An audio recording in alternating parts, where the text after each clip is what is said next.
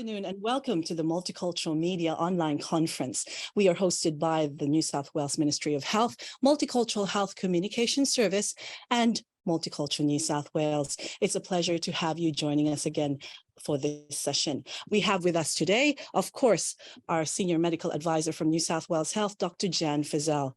Jan, how are you? Well, thanks, Jess.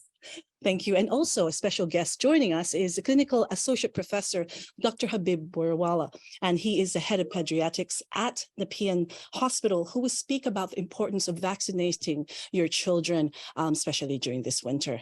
And he's here with us today. Thank you for joining us. Thank you. Before we start, we'd like to acknowledge the traditional owners of the land from which we are all meeting from today. We are joining you from the land of the Camaragal people of the Eora Nation.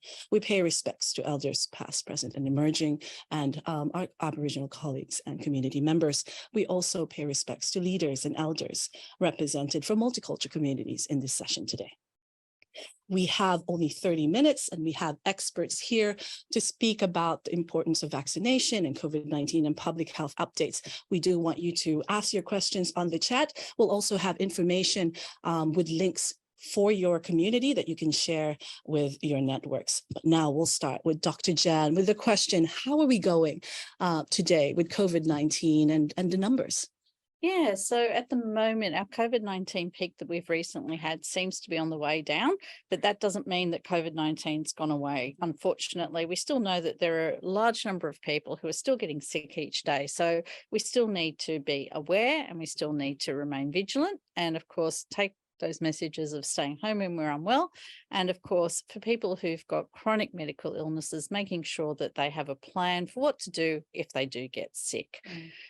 We've also seen quite a number of people in hospital with influenza, and unusually we're seeing quite a few young children and adolescents with influenza, so teenagers. So we'll talk a bit more about that today, I think.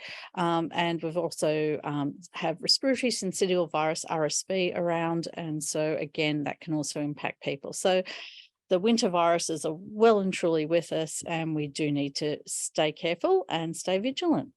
Yes, you're saying winter is with us. It's sometimes cold, it's sometimes hot. It's a bit strange, the weather. And Dr. Habib, you can understand that some people will, well, it's okay to stay just wrapped up and don't have to worry about vaccination. But what's your message to parents and communities, especially for children? No, absolutely. Vaccination is essential. I would strongly recommend they get vaccinated, and it does provide a protection to children. This year, we have also seen quite a high number of children presenting to emergency departments and also in the hospitals, much more than we would generally see. And that itself it's a reminder for us that we need to move forward and get the children, protect our children, and give them the best protection available, which is vaccination. And it can be quite serious illness. We have children been admitted, had needed to go to intensive care unit. So it's flu, it can be mild illness, but it's not in all cases. And certainly it can become quite serious. So I'd strongly recommend it's not still too late. They should get vaccinated. Yes, you say it's not too late because a lot of people may say that winter is almost over. Why should I get vaccinated?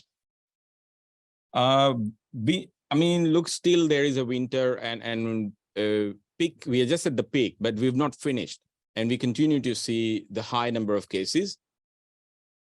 Flu is year-round illness nowadays, so we may still see cases later on.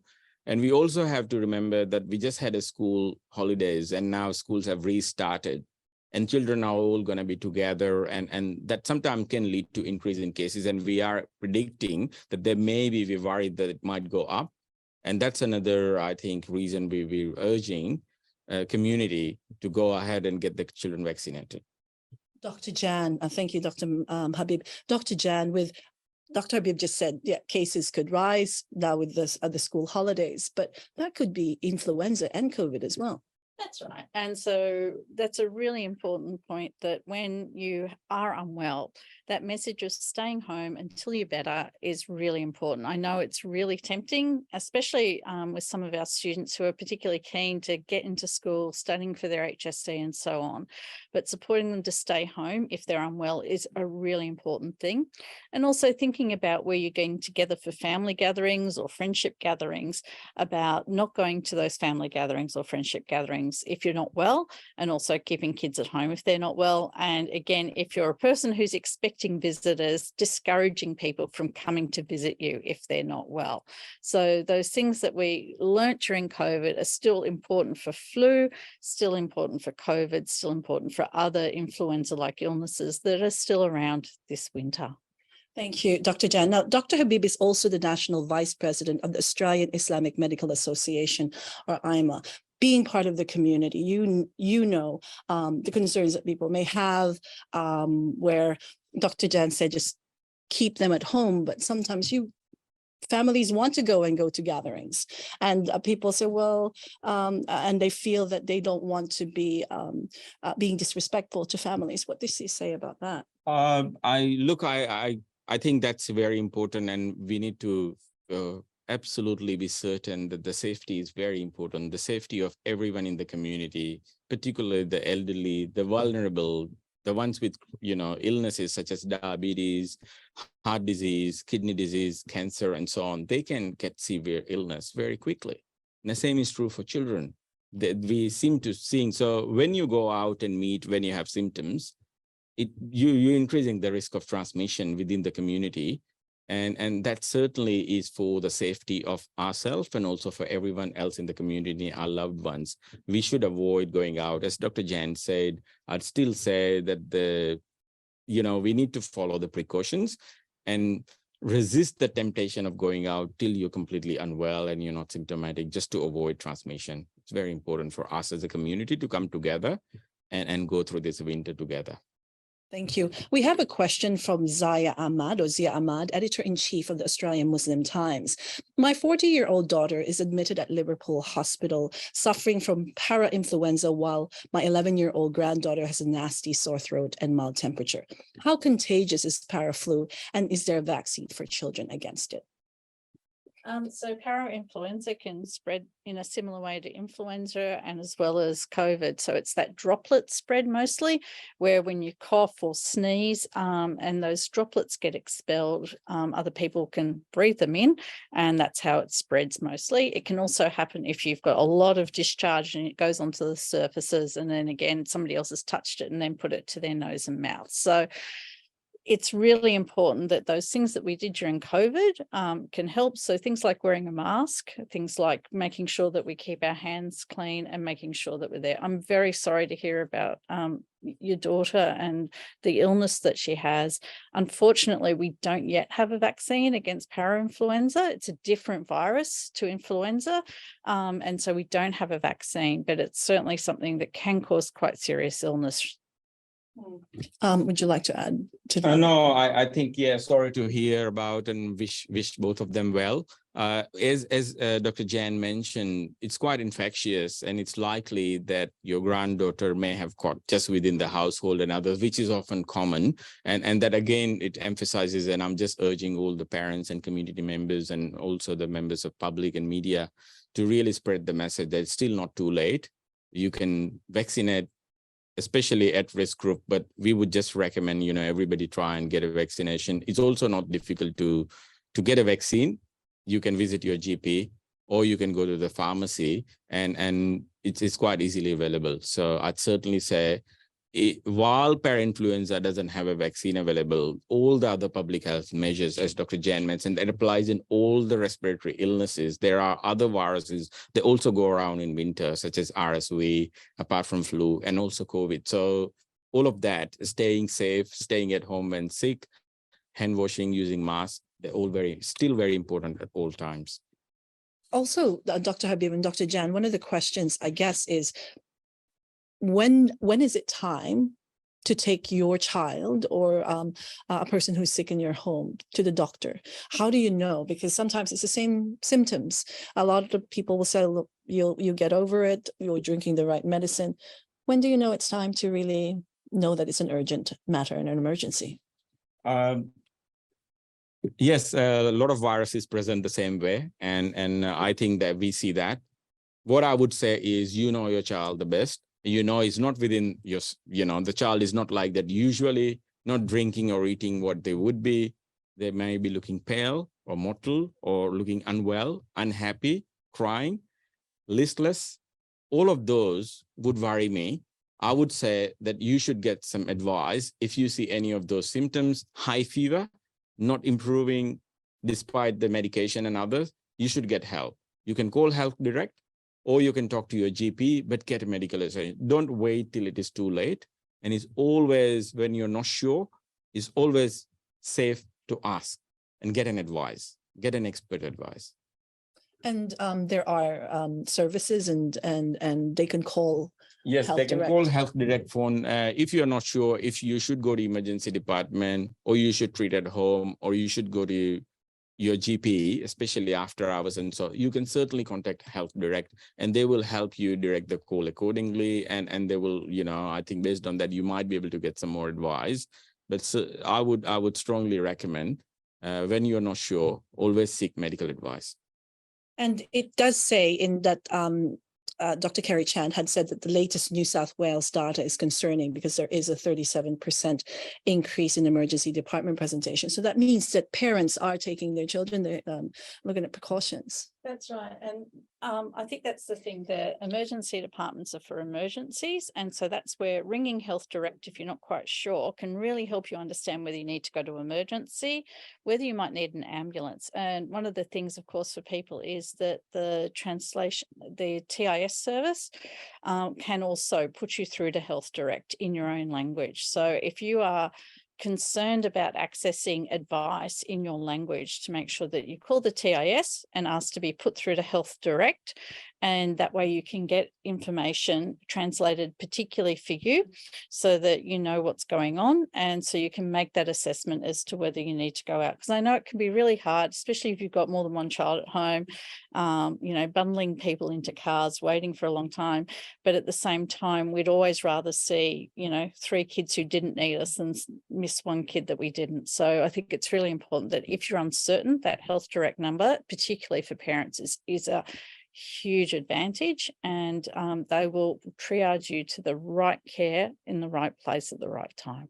That's right. And you can see on the chat, the number is of Health Direct is 1-800-022-222. And if you need to call Tish National and 131450 and ask to be connected to Health Direct. Now, in terms of TIS National and language support, Dr. Habib, you see a lot of patients and sometimes language support is needed. If you need language assistance, doctors can request for that and patients can request for that. Absolutely. And I would always recommend, even if we think that we can understand the language, sometimes certain terminology and also you might not feel to ask again if you didn't understand. So I would always recommend, if you're not sure, ask for interpreter help, ask for translation service, and you can always request one. And it would be provided. So either in hospital health facilities, you may have in person, but if not, there's always, there are options available. A phone interpreting service is available too. And certainly we should take advantage of that. And it does help understand, follow advice, get the right support required, and you don't feel, being left out, and you feel more comfortable if you know in your language and how it's been done. So I would certainly recommend that. I think also that in terms of the language support, because a lot of the families would bring in some family members who can do the interpreting themselves, but that is not recommended, isn't it? It's better to seek professional interpreting. I think always it can be helpful, but it's certainly, it can miss certain aspects, and I would certainly mention that in certain conditions, the way how the family member may interpret and how a professional interpreter may be able to explain to you, it does make a difference. So especially in certain situations, it's better to have a professional interpreter, and it's easily available. I think we should access it. Thank you. And Dr. Jan, you've been meeting with a lot of communities. You've had feedback from other doctors. In terms of this messaging for the communities and health workers, how can we keep that encouragement in terms of keeping the families and communities safe? Look, I think particularly for healthcare professionals, one of the things is to actually have that conversation about immunisation. I think taking advantage of the fact that you're actually having a conversation with the patient means that one of the things that, you know, often in paediatric practice that we do quite commonly is, are your vaccinations up to date? And within that, are your vaccinations up to date? To remember that influenza is a key vaccination that you want to stay up to date if you're under 5, and particularly for anybody with a chronic illness over the age of 6 months, that they're free through the National Immunisation Program. But also at the moment, if you are talking to parents of, you know, older children, adolescents, explaining that there is a particularly nasty flu season and offering that vaccination to them, even if you do have to charge them a fee, is really important, because parents should be able to make an informed decision about vaccinating and paying for that vaccination as necessary. But remembering that there are a lot of young kids with chronic illnesses who would be able to, you know, avail themselves of the free National Immunisation Program vaccines as well. I think it's also really important, though, not just to focus on young people, but also on adults with asthma and heart disease who can actually be quite young adults. So just remembering to touch base with them and to reach out, particularly now that we're away into the season. I know a lot of GPs did a great job messaging people as the flu vaccine came in, but now it's a great time to send a reminder to people that if they haven't had their flu vaccine, it's not too late. You know, we know that a lot of people, and, you know, even some doctors are sort of saying, well, it's not actually going to stop you from getting the flu necessarily, but what it does do is it radically reduces that risk of hospitalization, radically reduces that risk of death, radically reduces that risk of sequelae from the flu, which can cause, you know, ear infections and lung infections and so on. So it's a huge difference to people's well-being when they do get the flu. And, you know, even from a very economic point of view, can reduce the length of time that you're unwell. And so it can reduce the time that you're away from work. Because if you get a good dose of flu, it's not unusual for people to be off work for a couple of weeks and then to still not be quite right for some time afterwards. So that immunisation, you know, from an economic perspective, can actually be a really good investment, including for parents who don't have to take time off work to look after a sick child. That's right. Influenza continues to rise. There is a mix of influenza A and B, the proportion of being equal. I mean, people are reading about it. How do we explain this? Look, I think the thing is that we know that there are two main sort of families of influenza, if you like, and within those families, we have strains of influenza. And the reason why we have to get vaccinated each year against flu is those strains can change from year to year.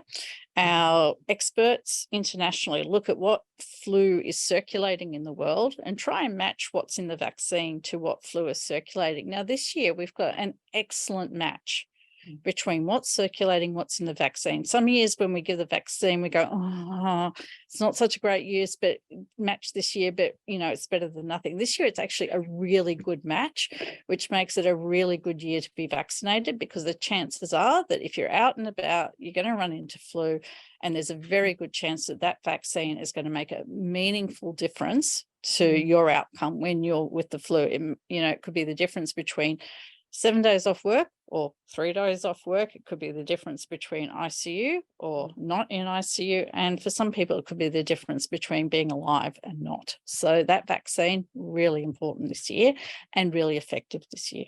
Thank you, Dr. Jan. Now, Zia has gone on the chat and has said, and we talked about it, Zia, that your daughter had to be admitted to ICU last weekend with severe asthma combined with parainfluenza and is isolated. And I think that's also what we feel, that the child is suffering and the parents are suffering. And how do we deal with that? And in terms of keeping that positivity?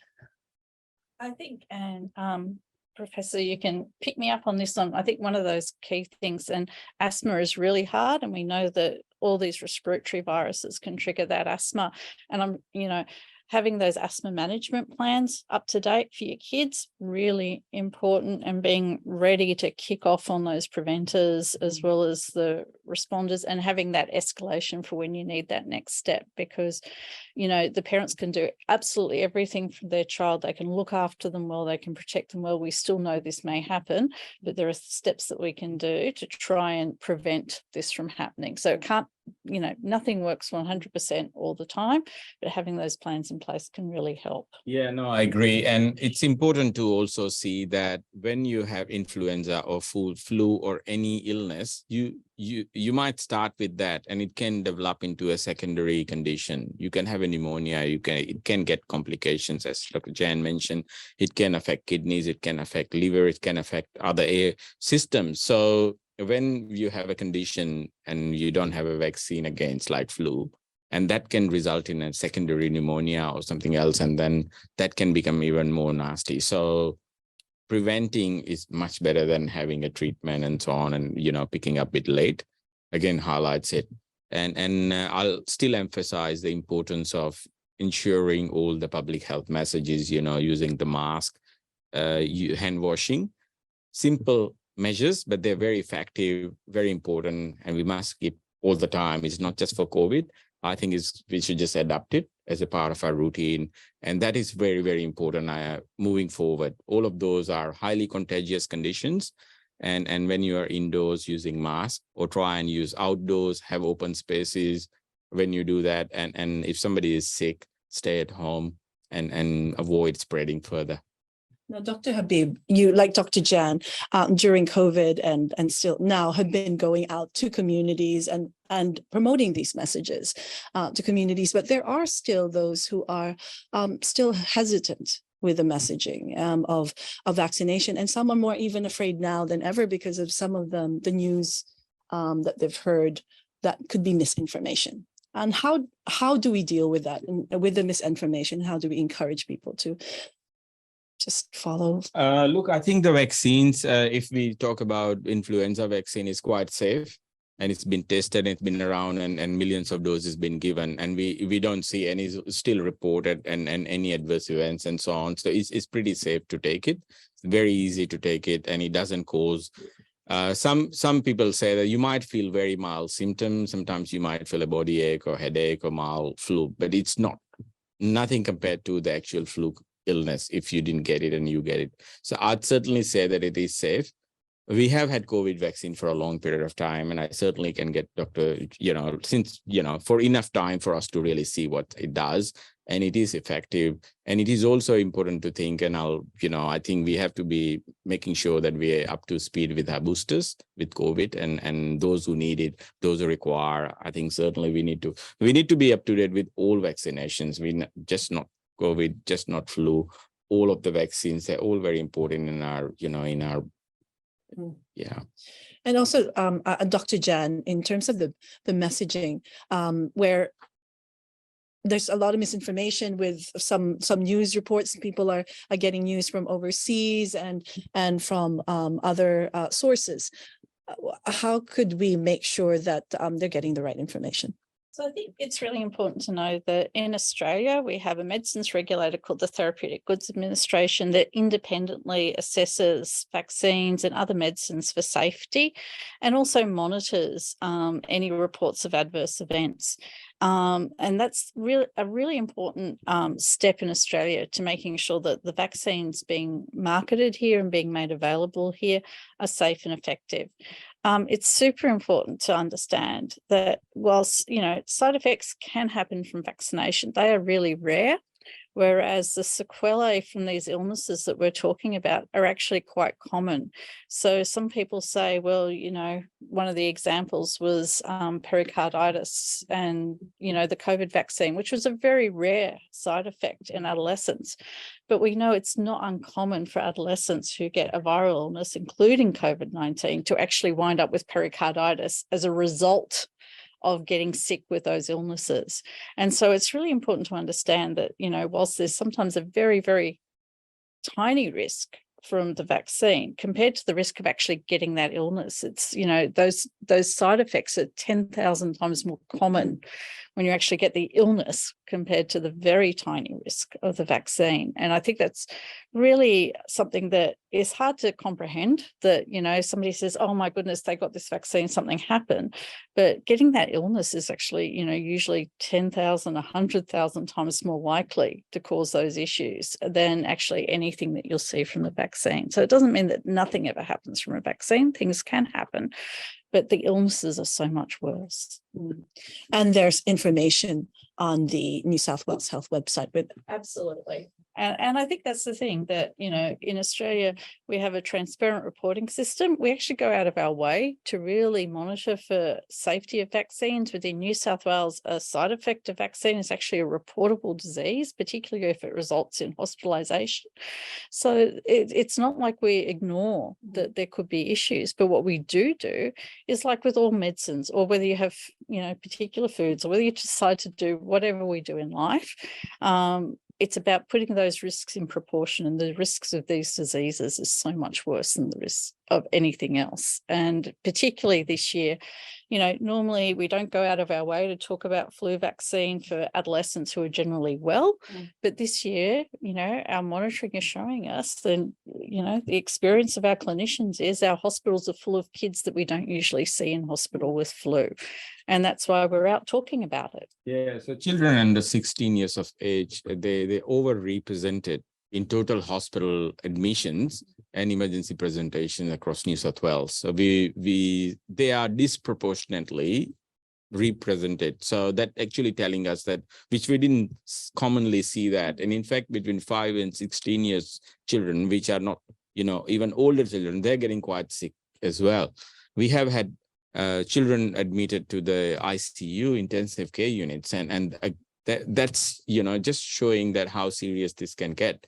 Other important for school children is to remember is that when they're getting sick, they're missing school, and they're missing for a number of days, and particularly important for those who are in important years, the HSC students, 11, 12, it's still, you have still a long time to go, and whatever protection, prevention we can give it, we should explore all the options, and vaccination is the one.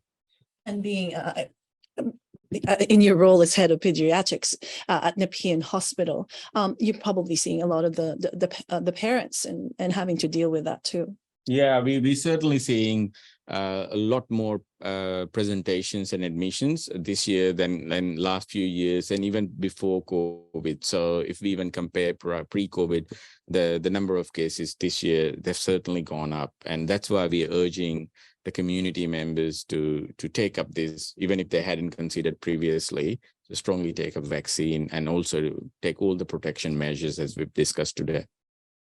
Dr. Jan, in terms of making sure that the parents are also their mental and health and well-being are taken care of, it's always good to check in with them, isn't it?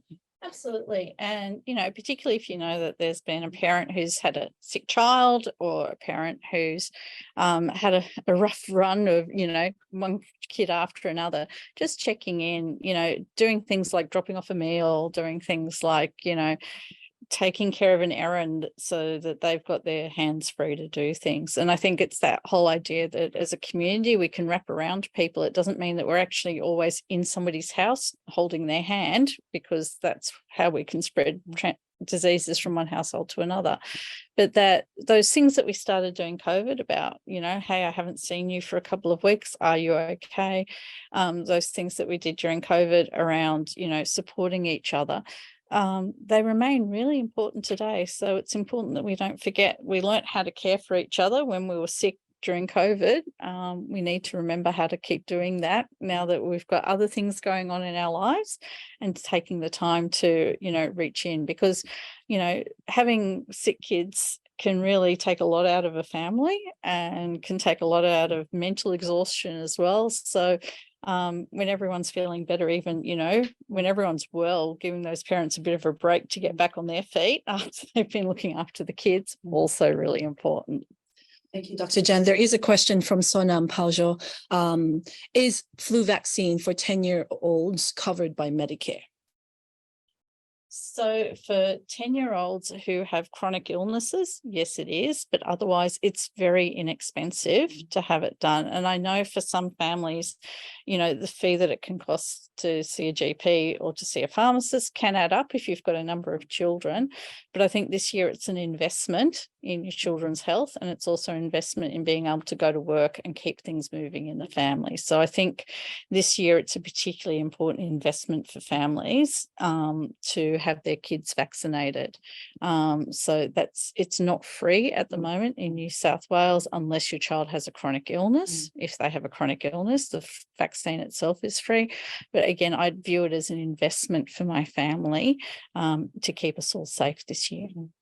And thank you. Asana has said, thank you for explaining that. And that is important. And Dr. Habib, you had said, go to your doctor, ask the questions, and there's always that ability to have that conversation. Yeah, absolutely. And I think it's important to just discuss about all of that, especially in winter, and just ensure that you're protected. Any such as your asthma plants, any other condition you have, heart disease, kidney disease, pregnant women, First Nation people, particularly, I think all of those communities as well. And we need to be mindful of those at-risk populations, those who have immunological conditions or have, chronic conditions such as diabetes, even older adults and children, all alike. All of those, they can get for free. Like all of the group I've just mentioned, all of those groups can. So sometimes if you're not sure, and have a conversation with your GP, and you may potentially be, and they may be able to assist. And most places, as I know, administration fees or whatever is called the cost is not very high. Certainly there is a cost and we need to mind, but having a conversation is important. At least we put that's something we want to do. Thank you so much. And we've run out of time. Thank you so much. And we've got information on the chat. And if you have any questions, please let us know. We want to thank Dr. Habib for joining us. And Dr. Jan, any last words for the media and the community online? Look, I think it's really important that whilst winter may be starting to head towards its close, I'm really hoping that we do need to stay safe. And at the moment, that flu is circulating. And so stay home if you're unwell, get tested and have a plan in case you do have symptoms. You can't tell whether you've got flu, COVID or something else just from your symptoms. Reach out for help if you need it using the translation interpreter service or calling Health Direct directly, making sure that you do pull out that bottle of hand sanitizer. If it's out of date, get a new one so that you wash your hands frequently.